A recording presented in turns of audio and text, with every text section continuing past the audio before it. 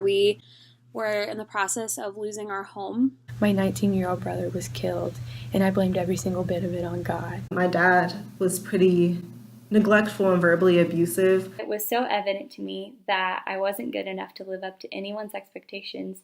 I guess you could say I was the typical party girl. Every picture I took, I didn't want to look because I knew I wouldn't like what I would see. I wanted to be recognized, to be appreciated, and even validated. Really found my worth and felt loved by people was when people noticed me and gave me attention. I was putting something else in the place of God, which was achievement, which was academic success. I didn't believe that there was a God. I was in charge of my life, not God. And I just didn't understand, how can God be good when I'm just so unhappy? Everything in my life just felt like it was falling apart. Everything I had done was now facing me. My failure felt immense. I started to do things I wasn't really proud of. I turned to pornography for self-worth and for pleasure. I was sitting alone in my dorm room and was just kind of thinking through how I got here.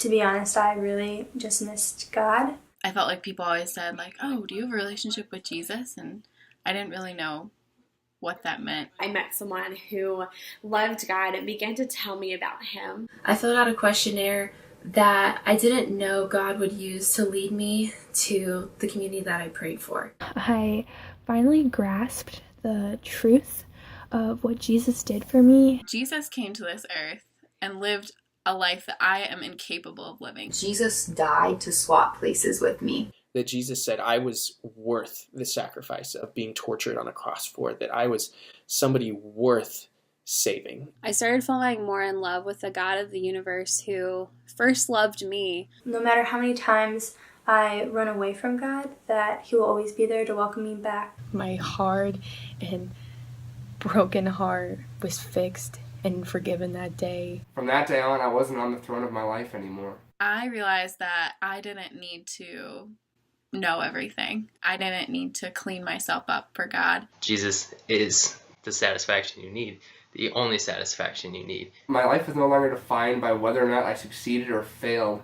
I knew that I found everything I was searching for, and that was Jesus. What happened to me doesn't mean that he doesn't love me and that he doesn't care about me. Perfection will never be possible for me or anyone else. I no longer have to pretend to have it all together or to be happy all the time. I can rest on the solid ground that Jesus sees me as worthy.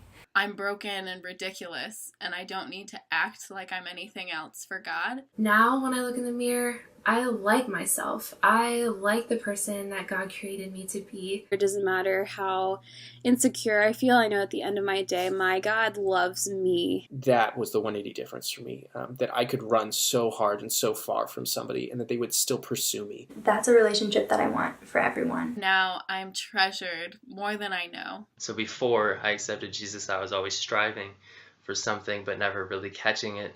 And now I am peaceful. I used to just be really lost, but now I'm loved. I used to be insecure, but now I am significant. I went from being guarded to feeling liberated. I just went from feeling worthless to feeling cherished. Jesus is my 180 difference. And this is my 180 difference. Jesus was my 180 difference. And this is my 180 difference. Jesus will forever be the best thing about me.